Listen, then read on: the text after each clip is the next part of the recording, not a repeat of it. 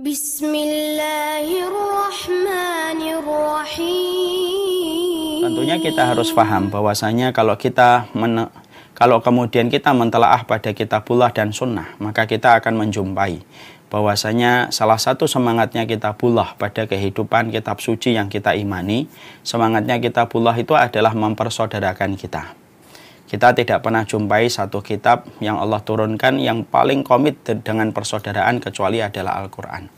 Makanya kita jumpai banyak sekali ayat-ayat yang Allah terangkan, yang mana kalau kita renungkan tafsirnya, kita maknai bagaimana tadabbur maknanya, maka kita akan jumpai bahwasanya semangatnya kitabullah itu adalah semangatnya mempersaudarakan di antara orang-orang yang beriman. Makanya kita dapati ada perintah kita untuk puasa, itu sebenarnya menanamkan persaudaraan, supaya si kaya bisa merasakan perihnya lambung orang-orang miskin. Kita diperintahkan memberikan sedekah kepada fakir miskin, kata fakir miskin berulang-ulang di dalam Al-Quran, supaya dengan apa yang kita miliki, tetap kita memiliki perhatian kepada fakir miskin, supaya terciptanya persaudaraan. Sampai ada satu surat yang disebut dengan ayat persaudaraan atau surat persaudaraan, yaitu adalah surat Al-Hujurat. Ketika Allah menerangkan pada setiap ayatnya bagaimana kaidah dan bagaimana fondasi di dalam kita bersaudara. Semua itulah yang menjadikan para ulama lalu berkata, salah satu semangatnya kitabullah di dalam Al-Quran ketika kita membacanya, yaitu adalah semangatnya adalah mempersaudarakan. Semangatnya adalah menjaga ikatan kecintaan di antara sesama mukmin dengan sesama mukmin. Dan itu diterangkan di dalam kitabullah supaya betul-betul kita bukan hanya bersaudara secara nasab, bukan hanya kita bersaudara secara edaran darah atau secara gen, tapi kita mampu bersaudara betul-betul disebabkan karena iman yang kita miliki dan ketakwaan yang kita miliki. Maka itulah yang kita jumpai di dalam kitabullah. Ini juga yang kemudian kita jumpai di dalam sunnah Rasulullah. Maka kemudian kita jumpai di dalam sunnah Rasulullah ini, kalau kita perhatikan masing-masing dari setiap sunnah itu intinya salah satunya itu mempersaudarakan kita. Makanya Rasulullah diperintahkan dalam banyak hal menyampaikan beberapa petunjuk yang Allah sampaikan dalam kehidupan kita. Kalau kita memperhatikan secara detail setiap sabda Rasulullah SAW, setiap sabdanya Nabi itu kita jumpai bahwasanya sabdanya Rasulullah itu selalu mempersaudarakan di antara orang yang beriman. Kita diperintahkan ngomong yang baik.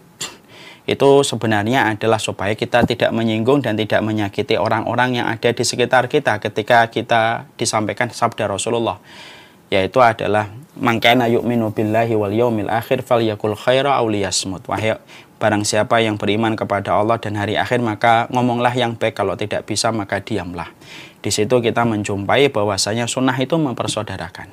Kita disuruh untuk memuliakan tamu yang datang, kita disuruh berwasiat yang baik kepada tetangga, kita disuruh untuk mempersaudarakan atau untuk membuat islah di antara orang yang bertengkar. Semua itu kalau kita perhatikan, kata para ulama, salah satunya Syekh Singkiti, orang yang faham sunnah, orang yang faham tentang hadis-hadis Nabi SAW, dia akan betul-betul mengambil kesimpulan bahwasanya sunnah yang diterangkan oleh Nabi adalah sunnah yang sifatnya adalah mempersaudarakan antara sesama orang yang beriman, supaya menumbuhkan kasih sayang dan cinta kasih di antara mereka yang bertakwa kepada Allah ketika mereka berada pada jalan keimanan yang sama. Makanya sampai urusan kita memasak pun, kalau sering saya sampaikan, urusan kita masak itu diatur dalam sunnah. Makanya Rasulullah bersabda dalam salah satu hadisnya, kalau kamu masak daging, fa'aksir marokoh. Kalau kamu masak daging itu perbanyaklah kuahnya. Kenapa kita dalam sunnah ketika kita memasak daging disunahkan untuk memperbanyak kuah, supaya tetangga kita yang mencium bau masakan kita tidak terluka hatinya ketika hanya mencium dan kita tidak suguhi untuk mencicipi apa yang kita masak. Makanya kalau kita pikir, Masya Allah ya, sampai urusan dapur kita pun kalau kita kaitkan dan kita hubungkan dengan sunnah, ternyata sampai urusan dapur kita pun ternyata kita diperintahkan untuk bersaudara, dan jangan sampai asap yang keluar dari dapur kita melukai hati orang lain, karena sesungguhnya tidak pernah kita jumpai ada seorang nabi, ada seorang laki-laki di atas muka bumi ini yang paling konsen terhadap persaudaraan kecuali adalah Rasulullah SAW. Makanya sampai Nabi itu dipuji. Kan kita tahu bahwasanya Nabi adalah seorang Nabi dan seorang Rasul, pemilik sunnah. Bahkan seorang Nabi pun sebagai pemilik sunnah pun dipuji oleh Allah. Apa pujian Allah kepada Nabi Muhammad dan kaumnya? bukan hanya dipuji dalam sholatnya saja, bukan hanya dipuji dalam masalah puasanya, tapi justru Nabi dan para sahabatnya itu dipuji sebagaimana yang kita baca di akhir surat Al-Fatih. Muhammadur Rasulullah walladzina amanu ma'ahu asyiddaw 'alal kuffar ruhama'u bainahum.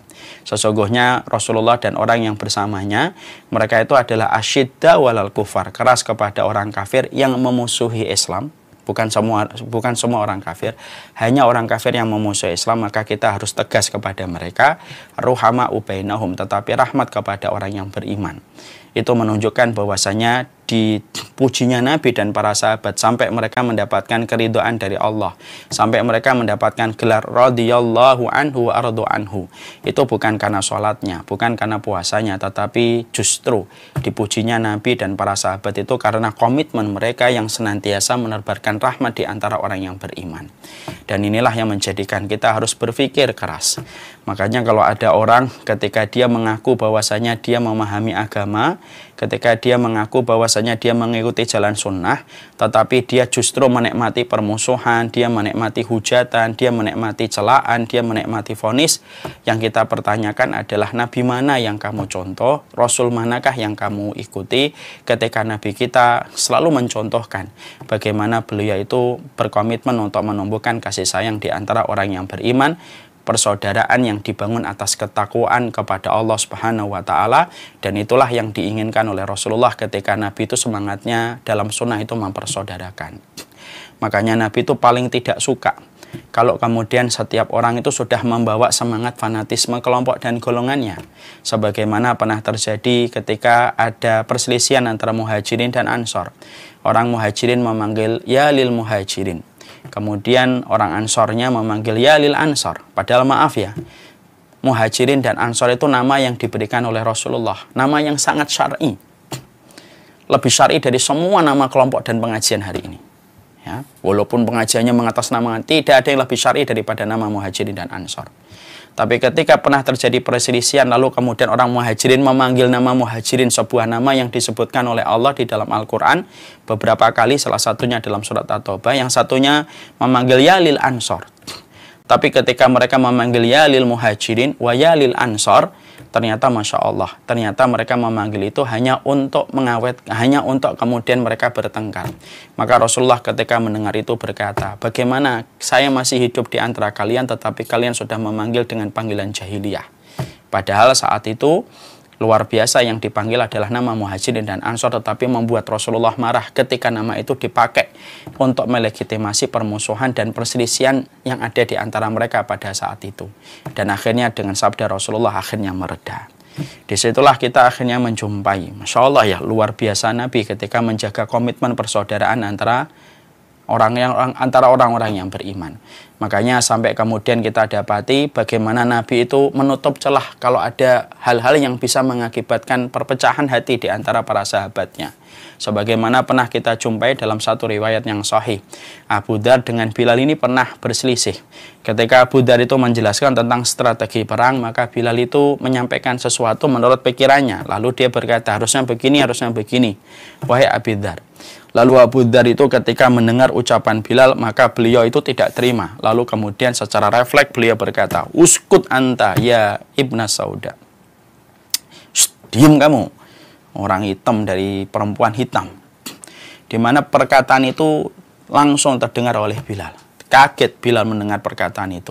Tapi Bilal ketika emosi tidak meluapkan emosinya dengan langsung mengajak duel Abu Dzar. Karena orang-orang yang beriman itu tahu kalau ada perselisihan itu langsung diserahkan kepada Nabi. Maka Bilal berkata kepada Abu Dzar, saya tidak akan menghukumi perkataan ini sampai saya kemudian bertanya kepada Rasulullah SAW. Maka Bilal meninggalkan majelisnya itu. Di situ ada Abu Dzar, dan Abu Dzar ketika disebut nama Rasulullah sadar kesalahannya. Lalu kemudian dia mengikuti Bilal bin Abi Rabah ketika menghadap Nabi SAW.